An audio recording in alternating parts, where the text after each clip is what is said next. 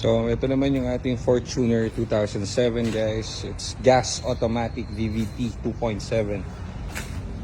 So sabi ng first owner, swerte raw to sa kanila. So baka pag binili nyo to, swerte hindi kayo. Hindi pa to nagamit sa anumang kababuyan, sabi ng first owner, kaya binili namin. So yan, check out nyo yung loob. Wow, puro beige, ganda. Yun o, lalo na yun o. Yan, sariwang-sariwa yung unit na to. Ang bango, may pag-ibig dito sa loob. So wala ka na masasabi dyan, ang kinis nito. Tapos ang issue nyo lang nung dumating sa amin is yung radiator, which is napalitan na natin, and bagong radiator.